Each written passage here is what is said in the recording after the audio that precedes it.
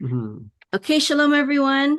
We are studying the festivals right now in our class, and we did Passover last week, but we decided to do Hanukkah this Sunday since Hanukkah is coming up soon.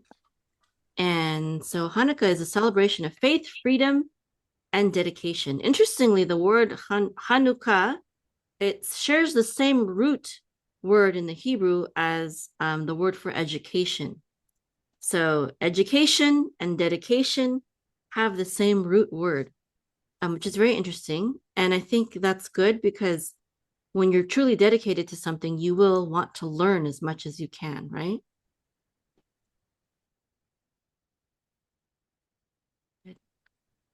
Okay, so we've been reading through the book To Be a Jew by Chaim Donin Halevi. Um, we have Mora Ezra here. And so usually what we do is we just I review the slides and then we open it up for conversation. Shalom, shalom, Mixie. Shalom, everyone. Okay, so a little introduction to Hanukkah. Hanukkah is also known as the Festival of Lights. It's known that more now in modern times. Back in the days of the Bible, it was known as the Feast of Dedication. And so it begins on the 25th of Kislev and it lasts 8 days. And I don't there's no doubt that there's a connection to Christmas being on December 25th, and on the 8th day after Christmas it is January 1st. So between the 25th of Christmas to January 1st it is also an 8-day period. But Hanukkah obviously came first, but even before Hanukkah and Christmas, the whole ancient world was celebrating around this time. And Rabbi Foreman of alephbeta.org, he explains that the first man to celebrate the winter solstice was not pagan, but it was our forefather Adam. And what happened was this is recorded in the Talmud, in the Jewish Talmud. So this is Jewish history, Jewish legend. What happened was Adam, after the fall with Chava, and after being kicked out of the Garden of Eden, he noticed that the days started getting shorter and the seasons started changing. So before it was always springtime, right? It was always just life was was was was uh was happening. But then after the fall, the leaves started dying and falling from the trees, and this went on and on every single day until he saw that the days were getting so short, and Adam feared that Adam feared that one day there would be no more daylight, the sun would no longer shine, and the earth would basically just come to an end as we know it, as he knew it back in that day. And so 8 days before the winter solstice, he started mourning and fasting. And so in the Talmud, when it starts talking about Hanukkah, the very first thing that the Talmud says about Hanukkah is that on Hanukkah, we do not mourn or eulogize or fast. And if you don't understand the story of Adam and this Jewish history about Adam, then you would say, right? If anyone were to ask you what's Hanukkah about, you wouldn't start off by saying, oh, we don't fast or mourn on Hanukkah, right? That's not the first thing that people say when they think about Hanukkah. But the reason why that's the first thing that the Talmud says, is because Adam was fasting before the winter solstice. And then um, when he realized after the winter solstice that the days started getting longer again, then he dedicated 8 days of celebration, because then he knew that Hashem, that the Creator, did not leave us, did not leave, and that earth would go on, the world would go on. And he realized that the fact that the days were getting shorter and the leaves were falling and the plants were dying was just minhag ha'olam, or the custom of the world, the way of nature. And so he started celebrating for 8 days. And then Rabbi Foreman explains that even though this celebration of winter solstice started with Adam, because people lost that history, then they just started celebrating the winter solstice and for pagan reasons, right? And they lost this ancient meaning of why we celebrate winter solstice. So, of course, Hanukkah is not directly tied to the winter solstice, but I do believe the date is the reason why it was around this same date, and also the reason why Christmas was, December 25th. This 25th, this date 25 is very significant, and the winter solstice is also, if you study pagan history, anyways, they'll say that Christians hijacked the winter solstice. And they'll say that Christians hijacked the winter solstice and they started celebrating Christmas instead. But in Judaism, we understand that no, the first person to celebrate in the wintertime was actually our forefather Adam. And so this is perhaps the reason why the temple was dedicated also during this time. I mean, it could have been any day, right? But it was timed right around the winter solstice back in the ancient days. So it commemorates, though, the Maccabean victory over the Assyrian Greek regime and the rededication of the temple in Jerusalem in 165 BCE. So most Jews are not really afraid of Christmas, or think that it's super evil or anything like that, because we understand that there's a historical connection to the Bible, at least in the date. Of course, all the lore in terms of the birth of Yeshua or Jesus, my father always told me from when I was a child that Jesus was not born on the 25th of December. We have no idea when he was born. We speculate as Messianic Jews that he was born around Sukkot. Some people even say Passover. I think Sukkot is more accurate, though, because of the timing of the shepherds and also the symbolism of Sukkot, with God tabernacling with men, etc. So the name Hanukkah means dedication, referring to the temple's rededication and the service of God after being defiled with unclean sacrifices. Antiochus made it a point to, do horrible things in the temple, sacrifice pig, but also do other atrocious things to God's people and prevent them from circumcision and banning the study of Hebrew and Torah and other things. Does anyone want to comment before we go on? Mm-hmm. Okay. Mm-hmm. And then the Maccabean revolt restored Jewish political sovereignty as well as religious freedom. So it was both a political and a religious victory. And a lot of things in the Bible are really we're told in America that politics should be free from religion, but the whole reason for that is to take the power from religion. That was the purpose of many people wanting to separate politics from religion, and so they want clergymen, to not have a say in what goes on in the political world, because they don't want religion to influence as much what goes on a political level. But divorcing religion from politics, I believe, means divorcing a very important influence in our lives from a very important power in our nation. And I don't believe that it is proper to do that. That's why at Benei Avraham, we have chosen not to file for 501c3 status. I know in Houston, the at one point, I think it was, I don't know if it was the governor or the mayor or something like that, she was demanding that all of the churches and synagogues submit their sermons to her for approval before they gave it to their congregations in public. And she was lesbian. So she didn't want the clergy, the synagogues and churches to say anything against that, against the LGBTQA movement. And because if organizations file for this 501c3 status, that means that they are subject to the government, when in truth, religious organizations should not. They shouldn't. which is why in communist countries they try to suppress religion as much as possible. Okay, so Hanukkah celebrates the perseverance of Jewish identity and faith against oppression, religious oppression, political oppression, all sorts of oppression.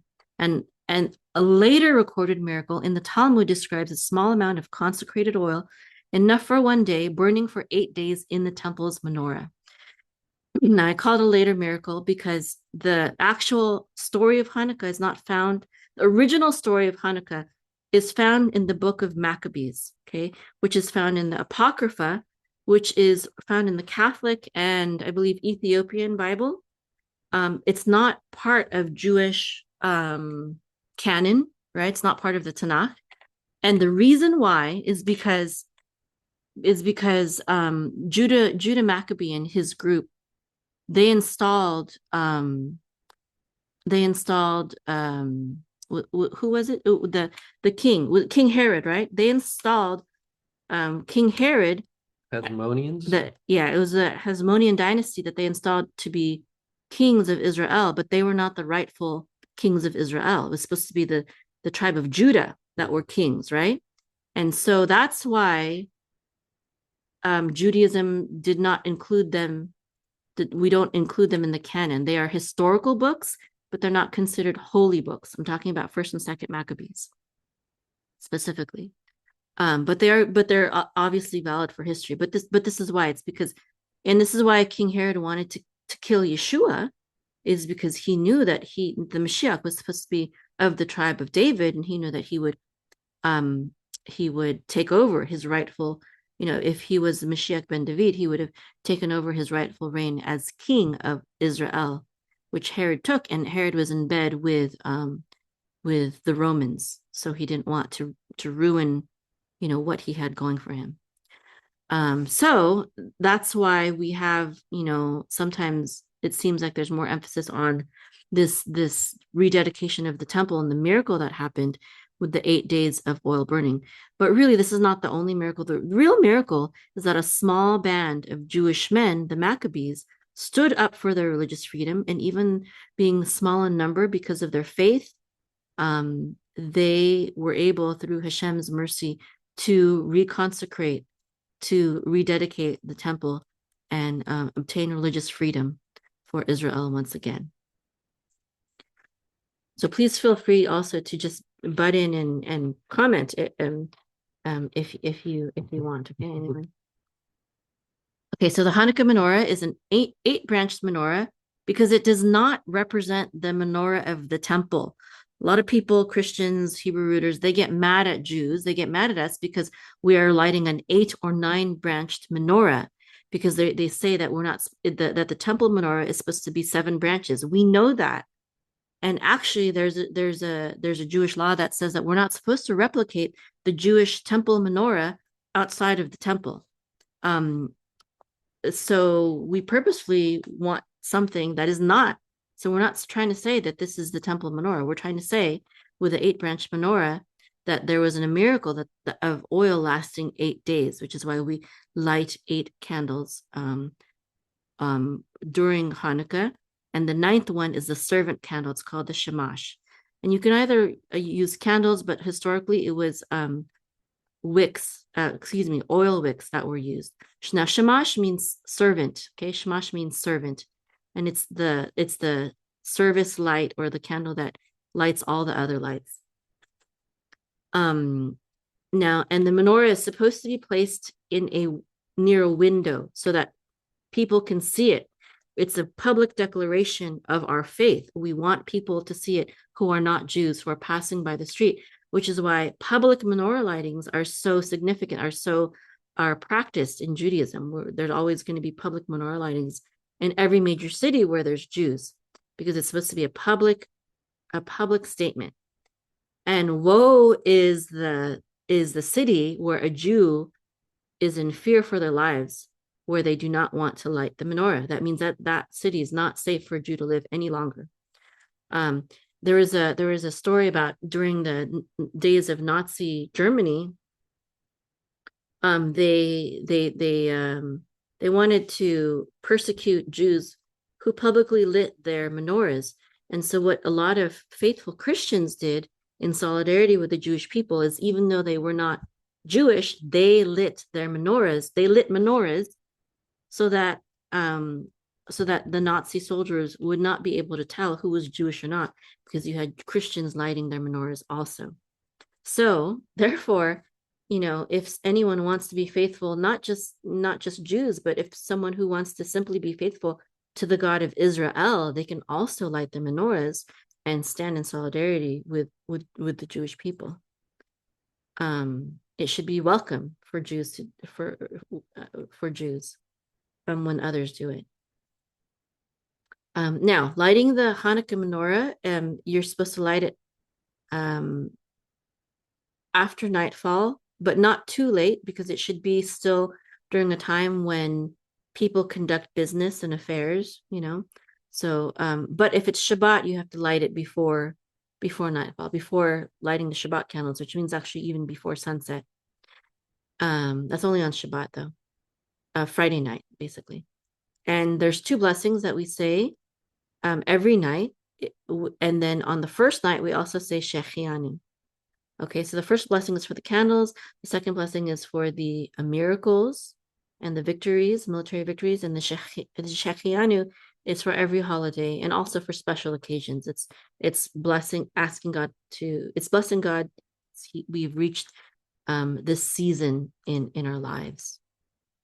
And candles are added, meaning they're put on the menorah from right to left, but lit from left to right. I don't remember the reason for that. Do you remember, honey? I don't remember, but I do remember though the reason why. So in the Talmud, the newest candle first. You light the newest candle first, okay? There is a discussion in the Talmud. One house of thought said that we should start the festival with 8 candles lit, and then each day have 1 less. And then another sage said, no, we should be ever increasing our light in this world. Therefore, we should light 1 candle the first night, and then 8 and then increase it every day. Now, the first sage, the reason why he wanted to diminish it every day is because on the first day of the miracle in the temple, they had a lot of oil, and as each day went by, they had less oil. Even though they had enough oil, they had less oil. So that's why he wanted to commemorate the amount of oil that they had in the temple. But the other sage said, no, we want to symbolize that our lights in this world should be ever increasing. Mm-hmm. And that is the custom that we follow today. Now, laws and customs of the menorah. After you light the Hanukkah candles, you're not supposed to use them for reading or lighting a room. So you should have another light also lit in the room to do things.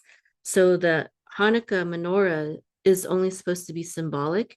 It should not be utilitarian, okay? And the shamash light is used if a flame is needed. The shamash light is basically optional. It's not necessary. And it's praiseworthy for every household member to light their own menorah, but only 1 menorah per household is enough.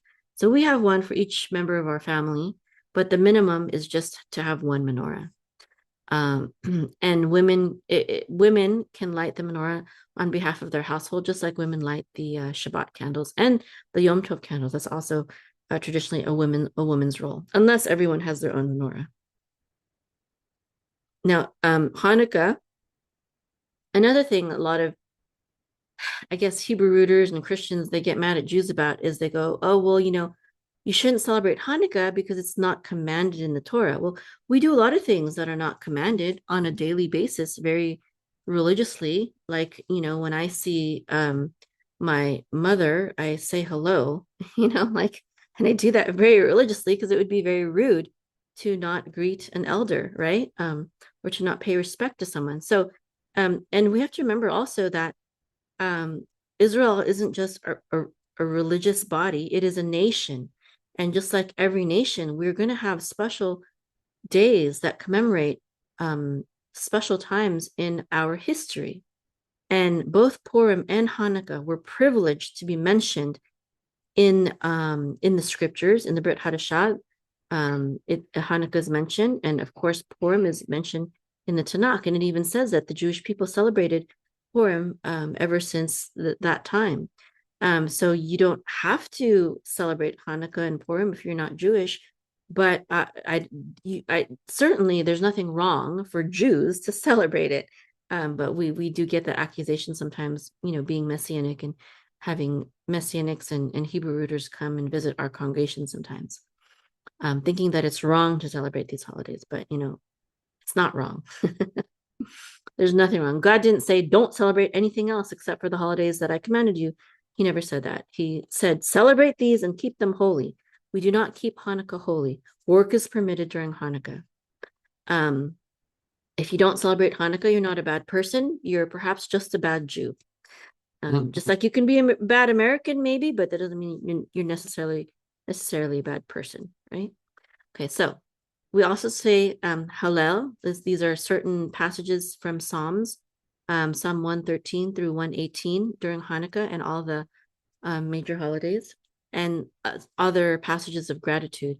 These are customary to recite during prayer services during the Amidah and also during meals. There's special blessings during Hanukkah. Children are given gelt or chocolate coins or gifts to celebrate. This is a picture of the Hanukkah gelt right here. And Yeshua observed Hanukkah.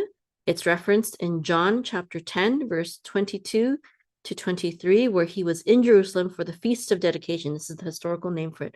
This is what Hanukkah means. It means dedication, okay? So he was in Jerusalem for the Feast of Dedication. He celebrated all the holidays because he was a good Jew. And if he was not a good Jew and he didn't celebrate all the Jewish holidays, he should not have expected to been received as Mashiach at all by anyone. But he did. He was a good Jew. He was a faithful Jew. So Hanukkah represents themes of dedication, light, and miracles, aligning with Yeshua's mission to bring spiritual light and renewal into the world, which is, of course, also our mission as Israel, to be light unto the nations, just like Yeshua, following in his footsteps. Oh, I don't know why that didn't work. Sorry about that. Okay, Friday and Saturday night practices. So on Fridays, the menorah is lit before Shabbat candles, even before nightfall. And on Saturdays, the menorah is lit at home after Havdalah, marking the end of Shabbat.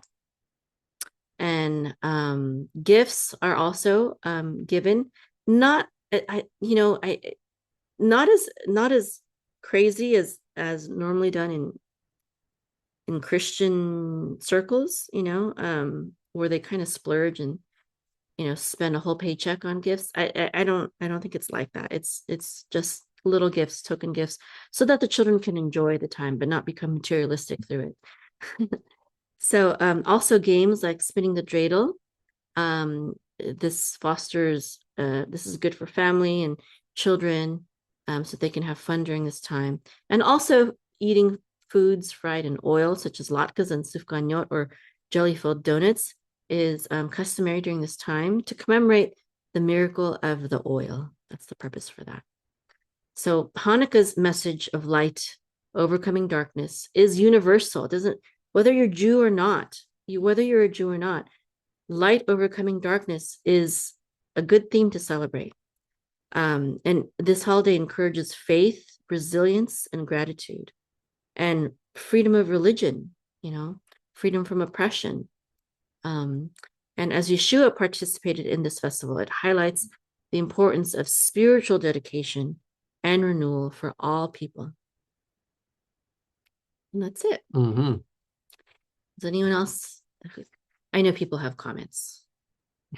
I was gonna say it was one thing is like, and I remember reading that even if you had only one candle in the house, that you could just light that one candle for Hanukkah. It doesn't necessarily have to be a Hanukkah menorah, but just just to commemorate the day, and you just light that one candle.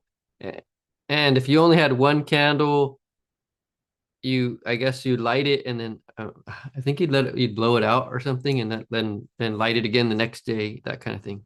I mean, if that's all you had, this because they wanted to make sure that everybody could celebrate this holiday, regardless of how wealthy or whatever they were. So. Cool, I didn't know that. I have something. This is my Hanukkah. I don't know if you can see. I have to change my background. This That's is Dora the Menorah. mhm. Dora the menorah. That's nice. So, um, and you guys went into the dreidel, right? Hmm. Do that, which has the noon, gimel, hey, and shin, which stands for Nes Gadol Hayasham, which means a miracle happened here. Um, I don't know if you guys went into if you guys went into playing the dreidel. I am not really good at it. But each one of those letters, I encourage you to look it up yourself in case I get it wrong. But each one of those letters signifies what amount of gelt you get, like whether it's half or whether you get all of it. And it's a fun little game to play. It's good. It's good culturally. Um, Besides that, it's my understanding that Hanukkah is maybe one of the Moadim, but it's not a Yom Tov, just like they said. Yeah. So, um, I think that the most, and also, you make latkes on Hanukkah. Potato pancakes are amazing. Onions. My wife makes them, but you can get buy the shredded potatoes. You can buy kosher shredded potatoes there in Walmart with a hechsher on it. I think it's eggs and um Hmm. oh, there's a few other things I can't remember. And then you can add in different flavors to it, whether you want to have sweet latkes or salty latkes. Latkes are one of my favorite Jewish food, way better than hummus. Ugh. Or gefilte fish, which is not a fish. I can tell you that. It tastes like cat food. I heard though that there's good gefilte fish, but anyways. Um, Yeah, fresh made gefilte fish is really yummy. we'll have to experience that sometime because so far every single one that I had tastes like it should go back wherever it belonged. You might be able to use it to catch fish. You know what? I bet it would make great fish bait.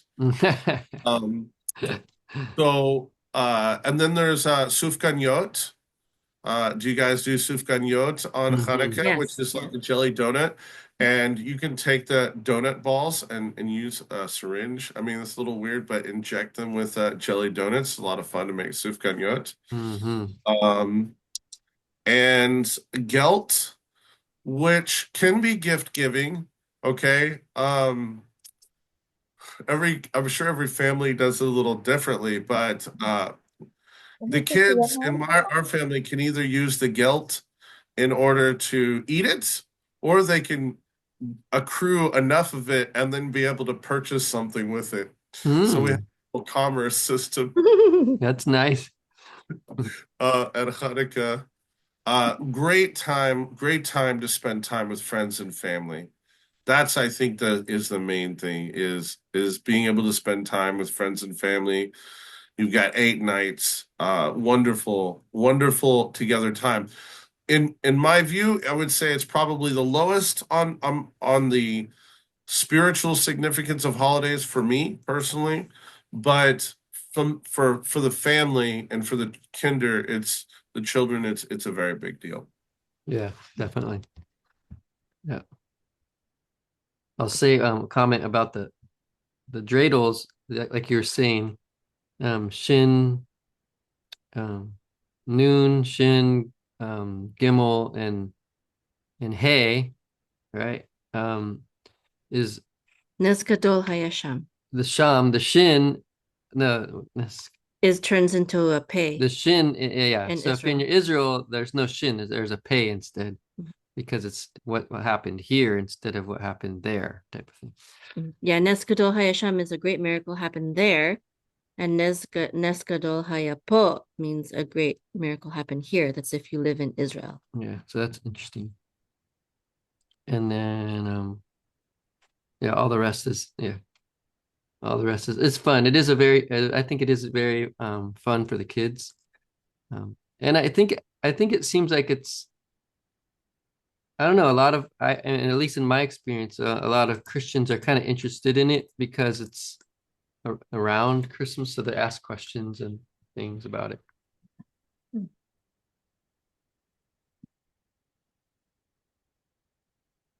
I think it was about 2 years ago or something. Um, I put up I got an inflatable menorah, um, and put it out in the front yard. You know, it was a big one, and they had like the city that I'm in had like some type of Contest. Christmas display contest or something like that. And then they saw mine, and so I was one of the. Third place winner. I don't know, but yeah, I don't know if I was in a place. They just had a certain amount of winners, and I was one of the winners. And like, and I had just one little decoration. It's pretty funny, but yeah, that's pretty interesting. I kind of felt bad a little bit because I'm sure some of those other guys, they spent hours, setting up their all their lights out there, and all I had is just one little thing. But I guess it was unique enough that it got their attention. There are some, that's interesting that Rav Atzayahu was saying that it's not very spiritual significant for him personally. The sages, some of the sages, not all of them, some of the sages say that Hanukkah and Purim will be celebrated in the Olam Haba, but not the other holy days. Hmm. I don't know if that's What? true, but that is. Has anyone ever heard that saying? Yeah, it's interesting. Yeah, I have. Yeah, okay. Yeah. That's interesting. So we're not gonna have class next Sunday. We're gonna break for Hanukkah, and then we'll resume again the following Sunday. And I heard that. Hold on, let me stop recording. Okay, so we're not gonna have class next week. We'll have the class the following week. And then should we go back to Shavuot or should we go to Purim? Purim comes after Hanukkah, or we could go back because we did Passover last week. I mean, we have time, right? Purim is like a few months later, right? Yes, so we'll go back We'll to just go back. Shavuot. Yeah, Okay. we'll go back to Shavuot.